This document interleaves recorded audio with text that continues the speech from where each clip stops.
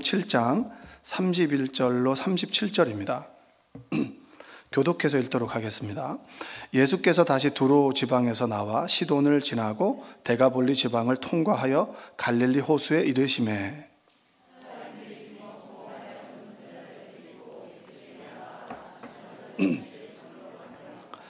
예수께서 그 사람을 따로 데리고 무리를 떠나사 손가락을 그의 양귀에 넣고 침을 뱉어 그의 혀에 손을 대시며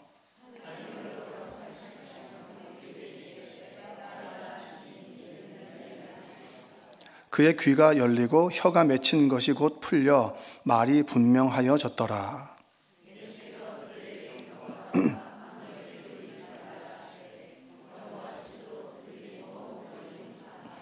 함께 읽겠습니다. 사람들이 심히 놀라 이르되 그가 모든 것을 잘하였도다. 못 듣는 사람도 듣게 하고 말 못하는 사람도 말하게 한다 하니라. 아멘. 한번 고백해 보겠습니다. 오늘도 은혜 많이 받읍시다. 여러분 무선 이어폰 혹시 가지고 계신가요? 가지고 계신 분 계시나요? 그 무선 헤드폰에 있는 기능 중에서 노이즈 캔슬링이라고 하는 기능이 있습니다. 들어보셨어요? 이 노이즈 캔슬링이라고 하는 건 뭐냐면 이 이어폰을 무선 이어폰을 꽂고 핸드폰으로 통화를 하잖아요. 하면 외부의 소리를 차단시켜 주는 거예요. 이게 노이즈 캔슬링이라고 하는 기능입니다.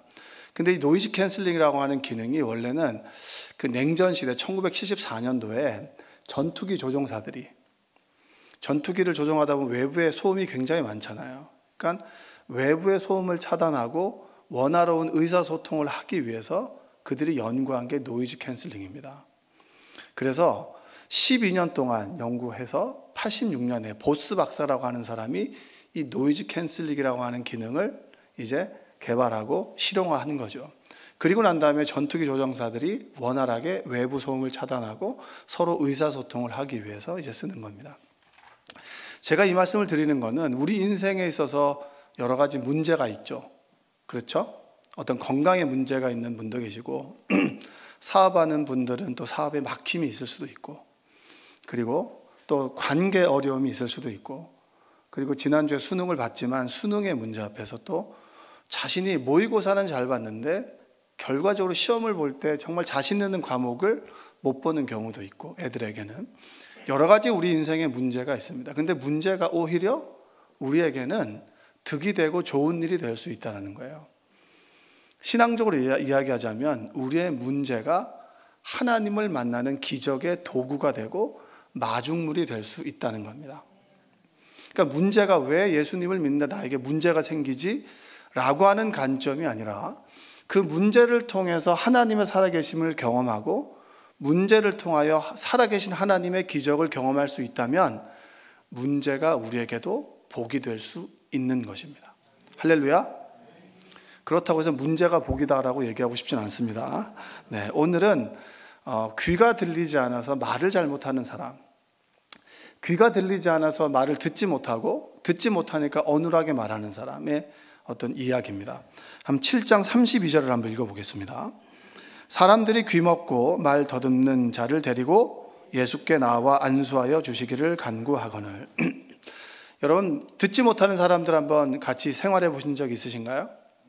듣지 못하는 사람들은 말하지 못합니다. 듣지 못하기 때문에 말을 할 수가 없어요. 저희가 학교를 다닐 때 입학을 할 때 농아인 중에서 목회자가 되고 싶어하는 분들이 계셨습니다. 그래서 7분이 우리와 함께 수업을 했어요. 근데 그분들은 우리는 말을 하지만 그분들은 우리의 말하는 거를 유심히 쳐다봐요. 유심히 쳐다보고 대충 뜻을 짐작을 합니다. 그리고 말을 할 때는 이런 식으로 얘기를 해요. 왜냐하면 말을 잘 못하거든요. 듣지 못하기 때문에. 근데 그들 나름대로는 수어로 이야기를 합니다. 그러니까 듣는다라고 하는 것은 굉장히 중요한 것이죠. 의사소통이 안 되니까.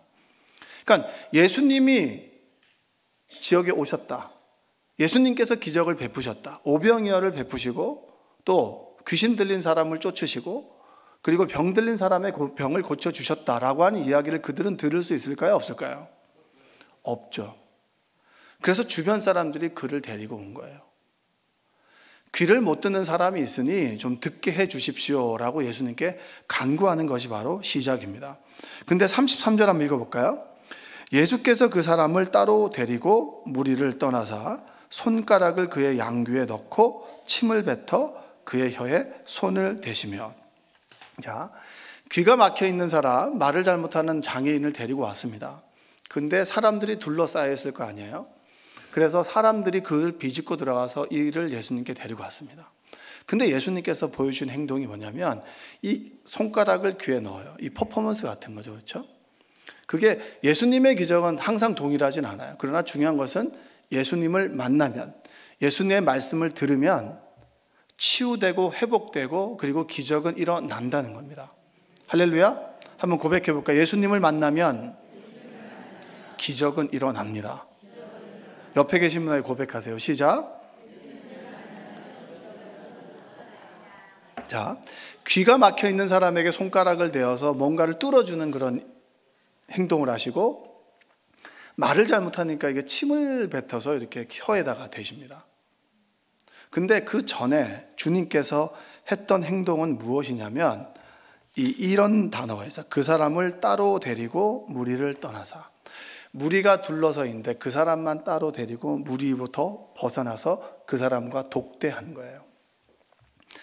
우리가 살아가면서 여러 가지 문제를 만나죠. 만날 때 우리가 가장 먼저 해야 되는 일은 바로 하나님과 주님과 독대하는 행동입니다. 여러분들이 독대를 못하니까 독대를 하도록 뭘 하죠? 뭘 하죠? 특별 새벽 기도회를 하는 거예요. 네? 여러 사람 중에서 다중과 예수님께서 만나는 게 아니에요. 예수님은 나와 예수님이 직접 1대1로 만나길 원하시는 겁니다. 그래서 함께 기도하고 함께 우리가 부르짖어서 기도하지만 연약하기 때문에, 그러나 주님께서는 우리의 말을 함께 들으시는 것이 아니라 나의 말에 귀를 기울이시고 나의 마음의 중심을 보시는 분이 주님이에요. 야곱이 야복강가에서 씨름했다 그랬잖아요. 그건 무엇입니까? 인생의 문제, 인생의 막힌 문제 앞에 섰을 때 귀가 들리지 않으니까 막혀 있잖아요. 막혀 있으니까 주님을 찾아가서 뚫어달라는 거예요. 내 인생의 길이 막혀 있고 내 인생의 문제로 인해서 내 삶이 막혀 있을 때는 주님과 독대해야 되는 겁니다. 우리가 고난을 경험합니다. 어려움을 경험합니다. 어려움을 경험할 때 그 어려움을 이겨내는 사람들이 대부분이겠죠. 그렇죠? 근데 그 어려움을 지나가도록 회피하는 사람이 있고 그 문제 앞에서 주님과 독대하면서 씨름하는 사람이 있어요. 어떤 사람이 성장을 합니까? 씨름하는 사람이 성장하는 거예요. 나의 연약함을 주님께 내어놓고 부족함을 내어놓고 주님께 독대하며 주님 좀 도와주십시오. 주님만이 살 길이시고 주님만이 나의 도움이시고 구원자십니다. 라고 하는 간절한 고백, 독대 앞에서 우리는 주님과의 기적이 일어나게 되는 거예요. 우리가 바쁘다고 하잖아요. 그렇죠? 우리가 동기 모임을 하면요, 입학 때부터 바쁜 애가 있어요. 지금까지. 근데 입학 때부터 지금까지 한가한 사람이 있어요. 저 같은 사람은. 저는 모임이 우선순위입니다. 왜냐하면 미리 그 모임을 가기 위해서 주변의 일을 정리를 합니다. 늘 분주하죠. 우선순위를 주님께 두지 못하는 사람, 목사님의 주일 설교 말씀처럼 우선순위를 주님께 두고 독대하며 주님 앞에서 나의 모습을 바라보고 인생의 막힌 길 앞에서 주님이 아니시면 이 문제를 해결해 줄 수는 없습니다. 막힌 것을 뚫어주는 사람은 아무도 없습니다. 주님밖에 없습니다라는 고백을 듣기를 원하시는 분이 하나님이십니다. 여러분이 주님과 독대하는 시간 되시기를 원합니다. 독대하는 시간을 좀 늘려보자. 기도의 시간을 좀 더 늘려보자. 어떤 분들은 1시간 기도를 작정을 하셨어요. 근데 아무리 씨름을 해도 40분밖에 안 되더라는 거예요. 근데 꾹 참고 10분 동안은 멍하게 말 안 하고 기다렸다는 거죠. 전 좋다고 생각해요.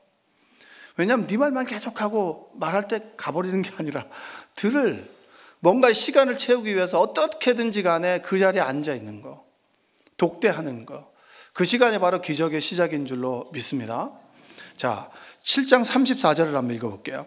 하늘 우러러 탄식하시며 그에게 이르시되 에바다 하시니 이는 열리라는 뜻이라. 무리를 떠나서 주님과 독대했어요. 그리고 손가락을 귀에다 넣고 침을 뱉어서 혀에다 댔습니다. 이것이 어떤 의미인지는 주님께 물어봐야겠죠. 그 사람에게 꼭 필요하니까 주님께서는 그렇게 하셨을 거예요. 분명한 것은 주님께서 귀를 만지시고 혀에 손을 댔을 때 열렸다라는 겁니다. 막힌 귀가 열리고 그리고 열리니까 말할 수 있게 되었더라라는 거예요. 자, 여러분 귀가 안 들리시는 분 계세요? 근데 왜 여러분은 말을 듣질 않으십니까? 네? 왜 여러분들은 그렇게 잘 들리는 청력을 가지고 있음에도 불구하고 왜 이렇게 듣질 않으세요? 여러분의 생각에 그리고 여러분이 가지고 있는 지식에 또 여러분이 가지고 있는 고집에 사람들의 말을 듣지 않고 하나님의 말씀을 듣지 않는 사람들이 너무나 많다는 거예요. 그런 분과 대화해 보셨어요? 1시간을 얘기했는데 도통 벽에다 대고 얘기하는 것 같은 사람? 누굽니까? 가슴에 손을 얹고 바로 저입니다. 시작. 여러분 아무리 잘 듣는 사람도 들을 건 듣고 안 들을 건 안 듣더라고요. 하나님 말씀도 그냥 취사 선택하더라고요. 그래서 고난의 가운데 우리 마음이 말랑말랑해졌을 때 비로소 열려서 들려지게 되는 겁니다. 자, 귀가 먹어서 안 듣는 그런 장애인에 대한 이야기만이 아닙니다. 우리는 너무나 많은 것을 듣고 있지만 듣지 않아요.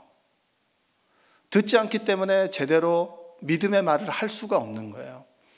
저분이 참 믿음이 있어 보여요. 거룩해 보인단 말이에요. 근데 몇 마디 해보면 갸우뚱갸우뚱 하는 사람들이 있습니다. 누굽니까? 그러니까 가슴에 손을 얹고 바로 저입니다. 누가 그러더라라고 얘기하지 마세요. 누가 그러더라고 얘기하지 마시고 바로 나입니다. 듣지 않으니까 제대로 말할 수 없고요. 듣지 않으니까 믿음의 기적이 우리 삶 가운데 나타나지 않는 거예요.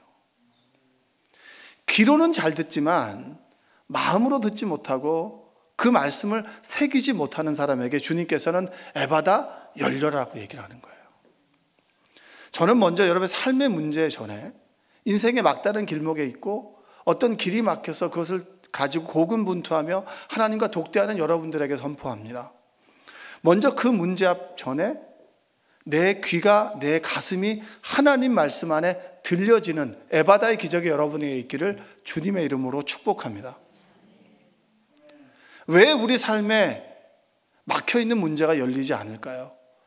들리지 않기 때문입니다. 듣지 않기 때문입니다. 하나님과 독대하지 않기 때문입니다. 내가 하나님의 앞에서 주님 아니면 해결 방법이 없습니다라고 하는 간절함이 없기 때문에 우리는 에바다의 기적이 우리 삶 가운데 일어나지 않는 거예요. 인생의 길이 막히면 사람들은 선택을 합니다. 어떤 선택을 하나요? 대부분은 보면 최선이 아닌 차선을 선택합니다. 여러분 한번 돌아보세요. 인생에 눈물 지을 때는 최선을 선택했습니까? 차선을 선택했습니까? 정도를 선택했습니까? 편법을 선택했습니까? 저도 제 인생 가운데 피눈물 흘렸을 때는 정도가 아닌 다른 길을 선택했을 때예요. 아브라함이라고 하는 사람 아시죠? 아십니까? 모르십니까? 아브라함이라는 사람 아시죠? 본 적은 없지만 들어는 봤잖아요. 아브라함이 갈대아 우르를 떠나 지시할 땅으로 가라 해서 갈 바를 알지 못하고 믿음으로 걸어갔습니다. 가나안에 도착했어요. 가나안에 도착하고 하나님께서 이르신 그곳에 도착했지만 기근이 그에게 닥쳤습니다. 여러분 예수님을 믿는다고 기근이 없나요? 있나요? 있죠. 있습니다. 왜 없습니까?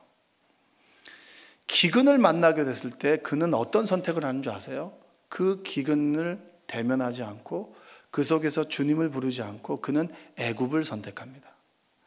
12장 10절 한번 읽고 창세기 12장 10절 그 땅에 기근이 들었으므로 아브라함이 애굽에 거류하려고 그리로 내려갔으니 이는 그 땅에 기근이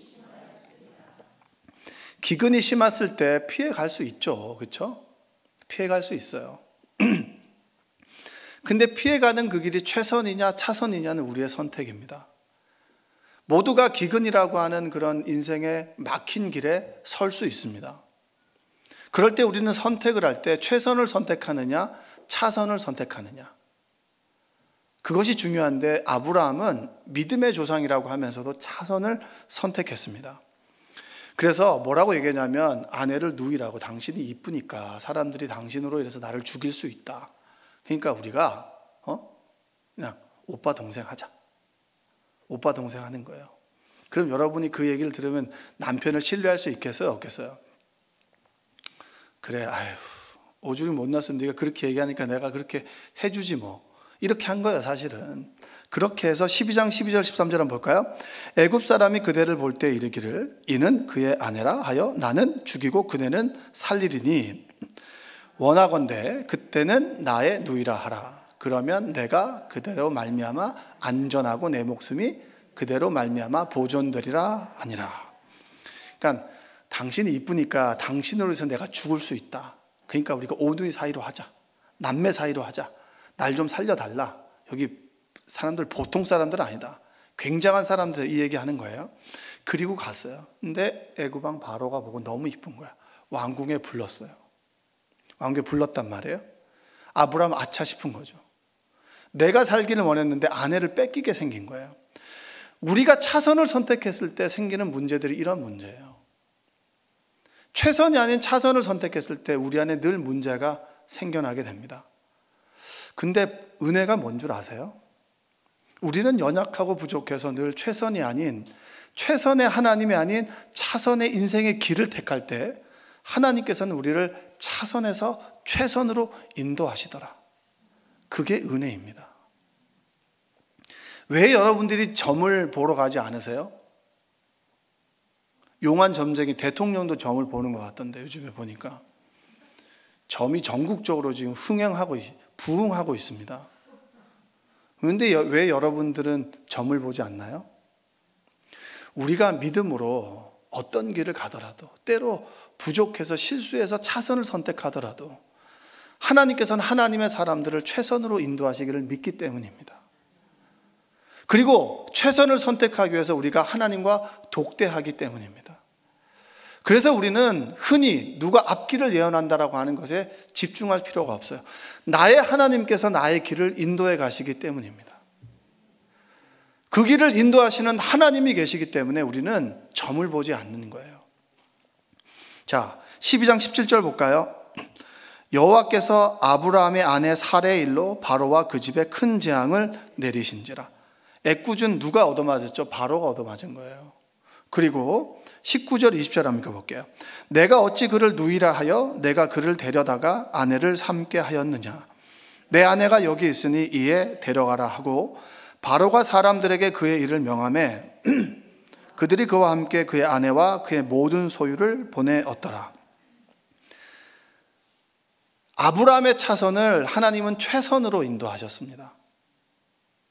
인생의 기근이라고 하는 길이 막혀 있을 때 그는 스스로 살 길을 택했어요. 자신이 아는 방법으로 살 길을 택했습니다. 그런데 하나님께서는 죄를 지으려고 하는 바로를 꾸짖고 그리고 바로를 통해서 재산을 얻게 하시는 거예요. 그의 부가 그의 실수로부터 시작됐고 실수를 선으로 만드시는 하나님을 경험한 것이 아브라함의 복입니다.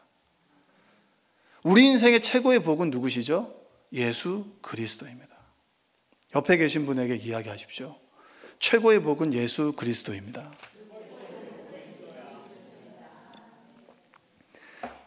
우리의 인생의 여러 가지 문제 속에서 차선이 아닌 최선을 선택하는 여러분들 되시기 바랍니다. 지금도 이거 차선을 선택하지 마시고 나에게 집중하는 최선을 좀 선택해 주시기 바랍니다. 제가 이해합니다. 왜냐하면 새벽 기도를 또 하시니까 얼마나 피곤하시겠어요. 이해합니다. 여러분, 남유다의 마지막 시드기야 왕이 있어요.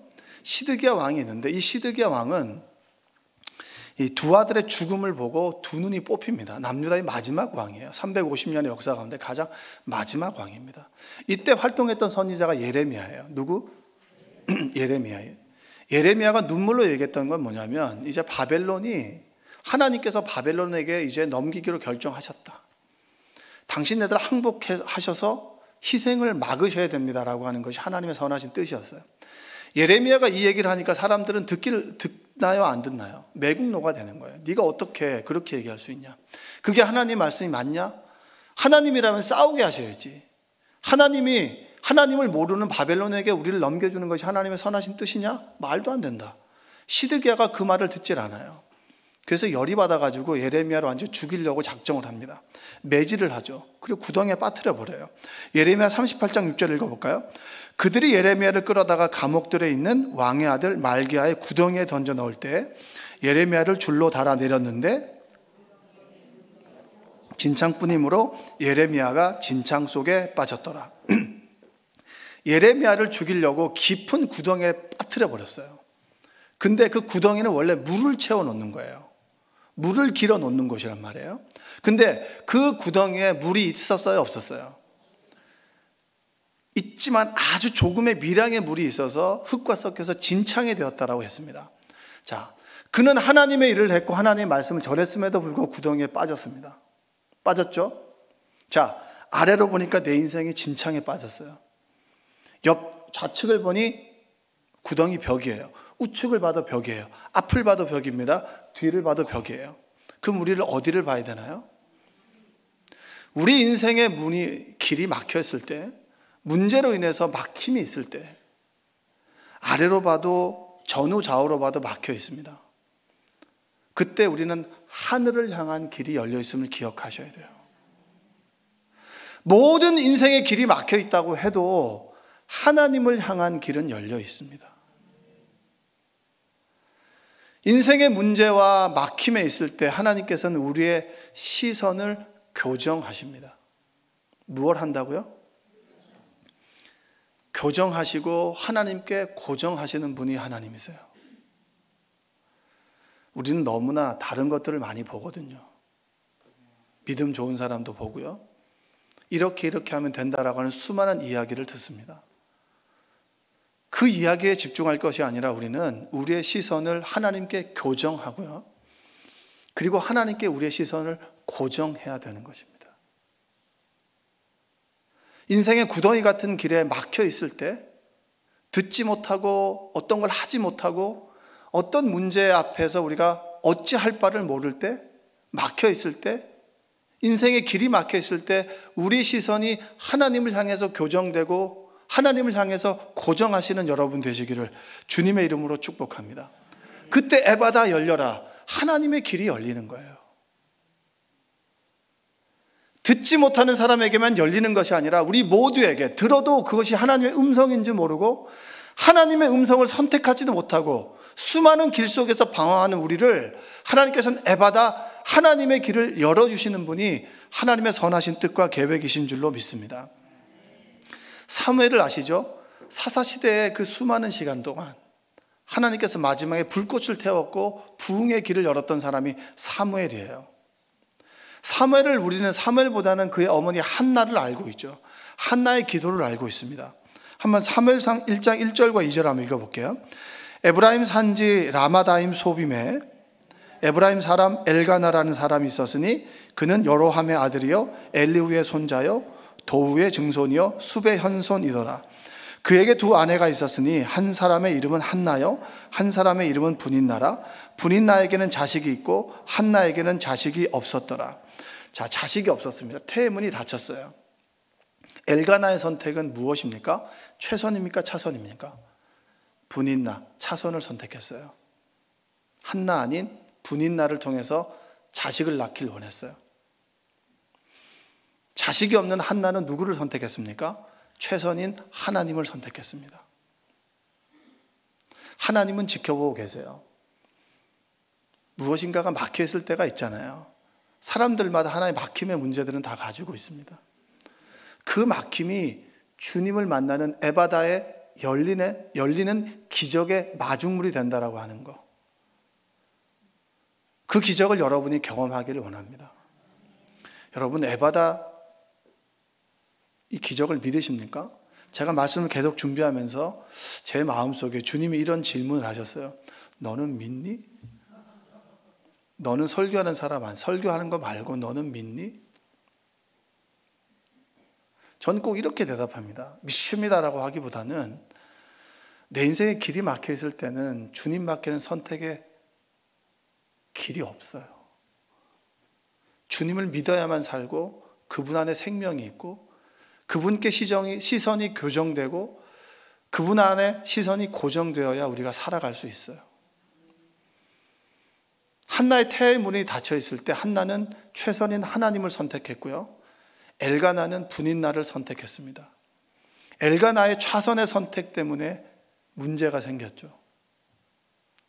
한나는 최선인 하나님께 독대함으로 기도함으로 기도로 낳은 아들, 내가 그를 구하였더니 하나님께서 사무엘을 주셨다.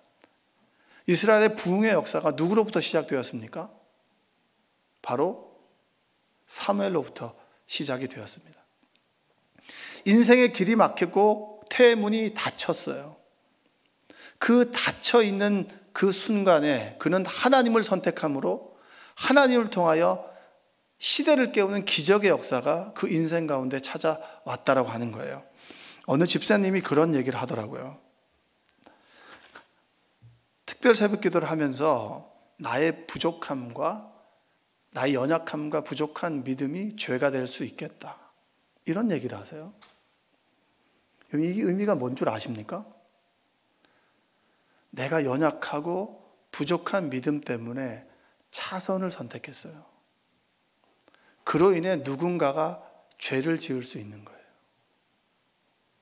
참 무서운 말 아닙니까? 그래, 난 연약해서 어쩔 수 없었어 라고 하는 거, 어쩔 수 없는 것 때문에 누군가가 죄를 지을 수 있는 거예요. 바로가 죄를 지었고요. 그리고 엘가나의 선택으로 인해서 끊임없이 분인나와 한나는 서로 싸울 수밖에 없는, 그의 차선의 선택 때문에 끊임없이 우리 인생에 문제가 생겨나고 죄를 지을 수밖에 없는 그 일이 우리에게 일어났습니다. 귀가 먹어서 듣지 못하고 말하지 못하는 소경을 사람들이 주님께 데려왔어요. 주님께서는 에바다 열려라고 하셨어요. 그의 인생이 어떻게 되었을까요? 그는 하나님의 음성을 들을 수 있고 주님께 시선을 교정하고 고정함으로 그는 하나님의 사람으로 살아갈 수 있는 열린 길을 걸어갈 수 있는 것입니다. 전 여러분들이 그러한 길을 걸어갔으면 좋겠습니다. 제가 좋아하는 사람 중에서 김미경이라는 사람이 있어요. 김미경 아세요? 그 유튜브에 보면 요즘에 강연하는 사람 있죠. 예전에 김창옥 씨하고 양두산맥이었는데 최근에 이분은 이렇게 스탠딩 그런 공연을 하지 않고 유튜브에서 그런 것들을 많이 하시더라고요. 그분이 2020년에 7월에 보면, 그러니까 김미경의 리부트라고 하는 책을 썼어요. 코로나가 한참 시작되고 한참 그 코로나 중일 때. 근데 그 첫 문장에 이런 문장이 있습니다.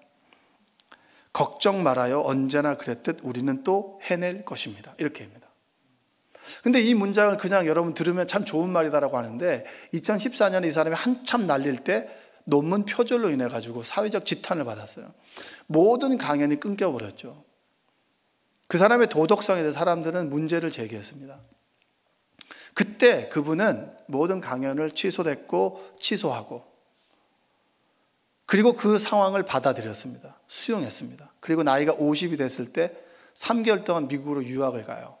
미국에서 연수를 하는 거죠. 그러면서 자신의 논문을 다시 보고 형편없는 논문을 다시 쓰게 됩니다.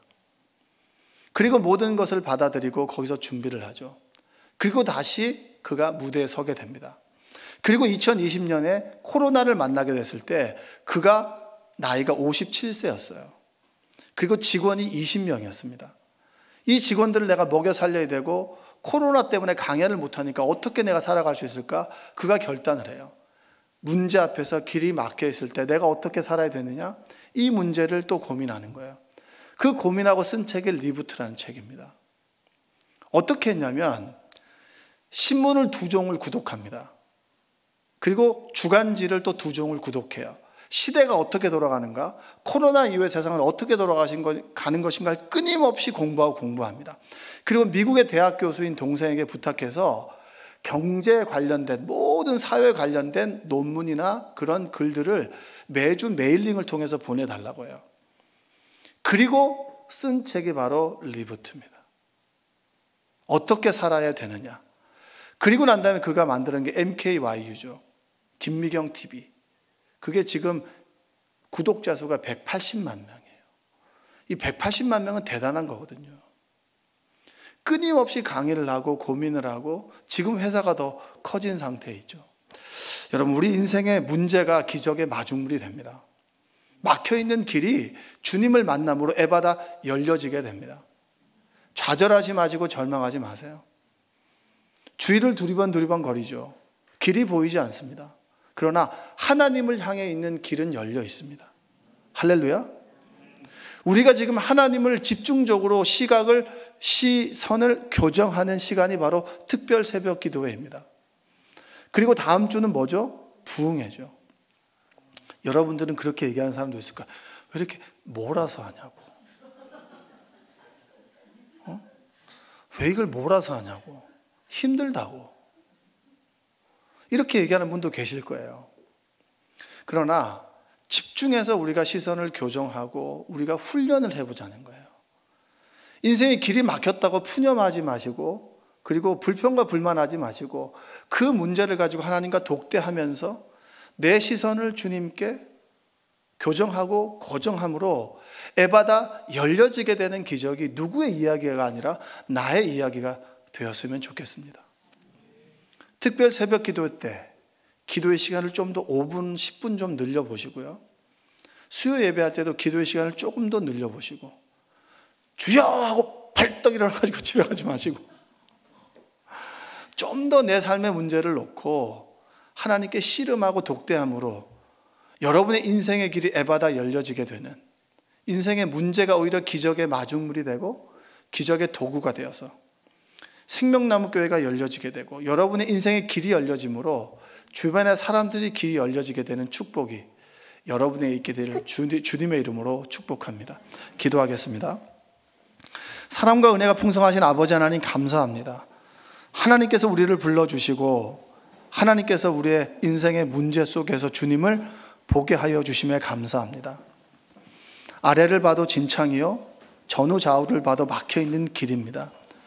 그 속에서 사람들에 이끌려 듣지 못하고 말하지 못하는 사람이 에바다 열림의 기적이 그의 인생 가운데 찾아왔듯이 막힌 길 속에서 하나님을 향해 있는 길이 열려 있음을 깨닫고 우리의 시선이 교정되고 우리의 시선이 고정됨으로 에바다 기적의 역사가 우리 가운데 나타나도록 주여 도와주시옵소서.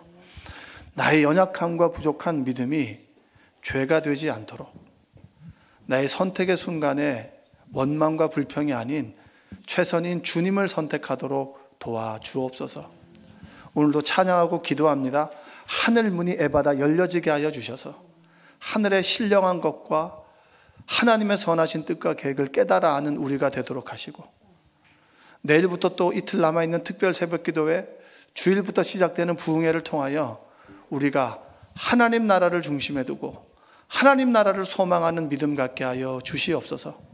말씀 전하시는 우리 담임 목사님과 설동환 목사님을 기억하여 주셔서 그 목사님을 통해 선포되는 그 말씀이 피가 되고 살이 되고 우리를 살찌우는 영의 양식이 되도록 도와주시옵소서. 예수님의 이름으로 기도합니다. 아멘.